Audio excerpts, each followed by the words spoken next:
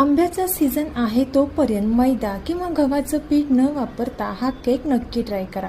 तर सगळ्यात अगोदर इथे आपल्याला या भांड्याला थोडंसं तेल लावून घ्यायचं आहे। यावरती थोडा मैदा घालून छान असा पसरून घ्यायचा आहे। एका मिक्सरच्या भांड्यामध्ये 1 कप बारीक रवा, अर्धा कप घट्ट अशी मँगोची प्युरी, 1/4 कप पिठी साखर आणि 1/3 कप तेल घालायचं आहे। आणि याच कपमध्ये थोडंसं पाणी घालून हे मिक्सरला बारीक करून घ्यायचं आहे। मिक्सरला बारीक केल्यानंतर 1/4 कप यावरती आपल्याला रूम टेम्परेचरवरचं दूध घालून मिक्सरला बारीक करून घ्यायचं आहे। बारीक केल्यानंतर इथे आपण हे एका बाउलमध्ये काढून घेतलेलं आहे।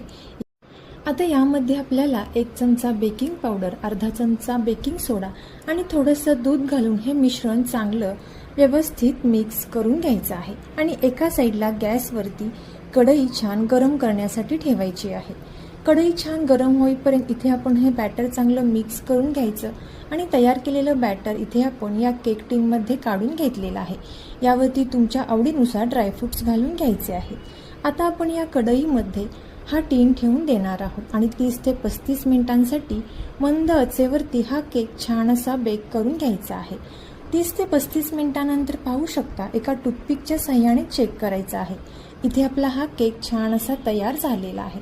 आता केक पूर्ण थंड झाल्यानंतरच इथे आपण हा कट करून घ्यायचा आहे। तर तुम्ही सुद्धा याच पद्धतीने हा मँगो केक नक्की ट्राय करून पहा आणि कसा झाला ते कमेंट करून नक्की सांगा।